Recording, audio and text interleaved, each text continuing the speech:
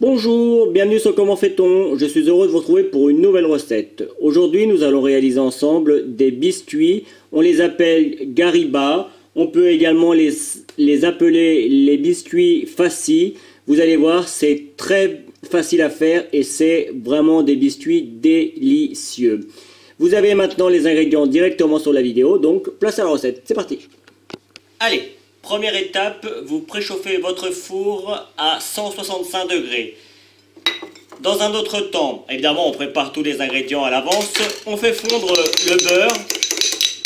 Alors comme moi, dans la pièce où je cuisine, il fait relativement froid, le beurre a tendance à reprendre, mais là il est très bien, ça ira parfaitement. On va prendre nos œufs et on va bien les battre tranquillement. Et on va rajouter assez rapidement le sucre glace. Alors du sucre glace, on en aura besoin encore à la fin. Je vous donnerai le nombre de sucre glace pour mettre dans la préparation. Et puis à la fin de la recette, je vous mettrai sucre glace à nouveau. Ce sera un petit peu de sucre glace, vous allez voir, c'est juste pour les rouler. Pour rouler les petites boulettes que l'on va faire après dedans. Et une fois que l'on a mis le sucre glace, on va bien mélanger jusqu'à ce que ça blanchisse un peu. Allez, à vous de jouer.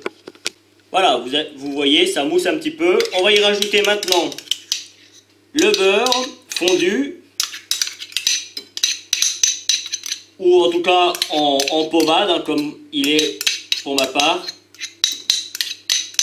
Voilà, hop, on perd rien. On met l'huile. Alors, personnellement, j'ai choisi de l'huile de tournesol.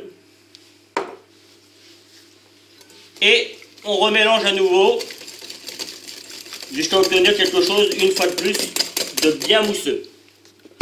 Dans un saladier, on va mettre la noix de coco, la poudre à lever, la levure chimique, le sucre vanillé que l'on pourrait remplacer par du zeste de citron. Moi, je préfère le sucre vanillé sur le coup, ça reste un gâteau. On va mettre évidemment la poudre d'amande.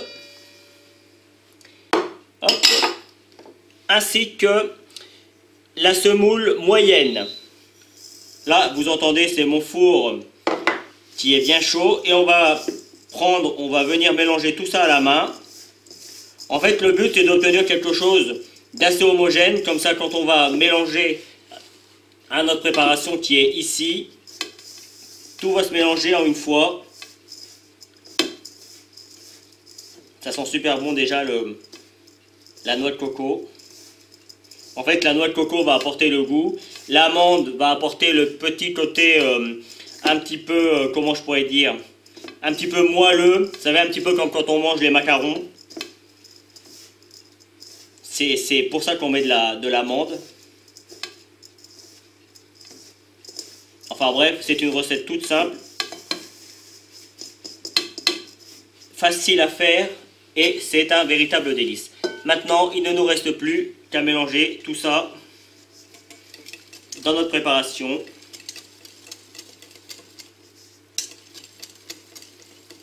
Voilà, on y va tranquillement au départ.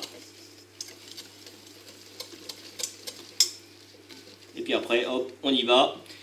Et le but maintenant, ça va être de mélanger jusqu'à obtenir quelque chose d'assez consistant et d'assez homogène. À vous de jouer. Une fois que notre pâte est faite, on prépare une plaque de cuisson avec le papier de cuisson. On prépare l'eau de fleur d'oranger.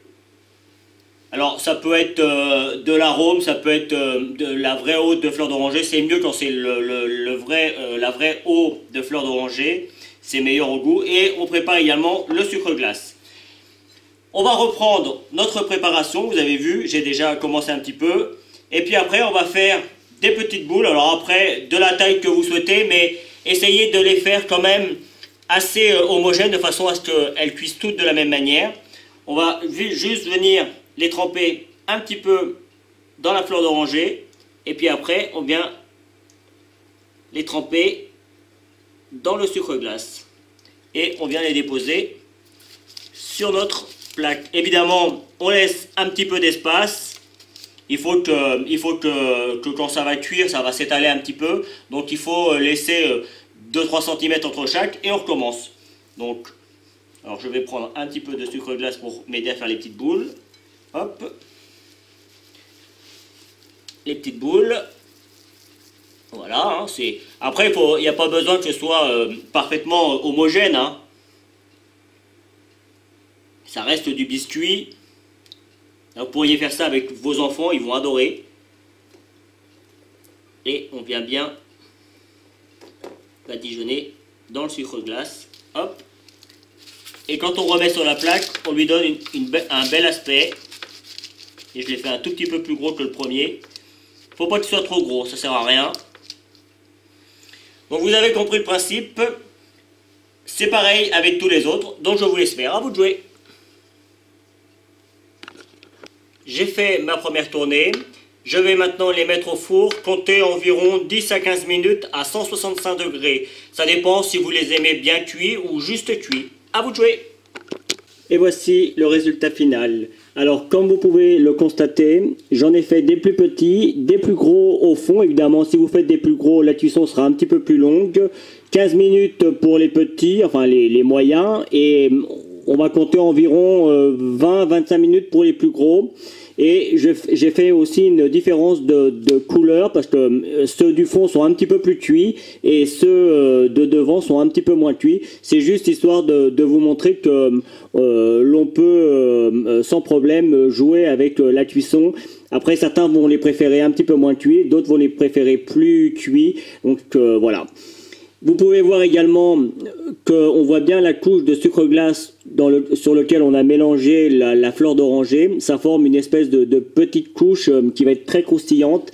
C'est vraiment très très très bon. Et puis à l'intérieur, comme vous pouvez le constater, j'en ai découpé un morceau. On voit bien le côté moelleux. Franchement, ça a un goût un petit peu... C'est entre le macaron, le rocher aux noix...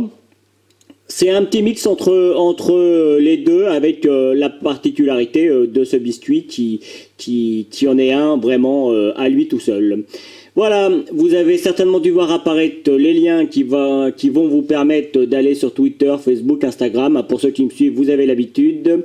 Juste après, vous allez avoir également le lien qui va vous permettre de vous abonner si vous ne l'avez pas encore fait. Celui qui va vous permettre d'aller sur mon site www.commentfaiton.com où vous retrouvez l'ensemble de mes recettes. Et je vous donnerai 2 autres recettes de biscuits tout aussi simples à faire que cela. A bientôt sur Comment Fait-on. Vous pouvez vous abonner maintenant soit ici dans le coin. Allez sur mon site internet où vous retrouverez toutes mes recettes et puis consultez les 2 vidéos qu'il y a ici qui correspondent à des vidéos que soit je vous ai données dans la recette, soit qui correspondent à la recette en question. A bientôt sur Comment Fait-on.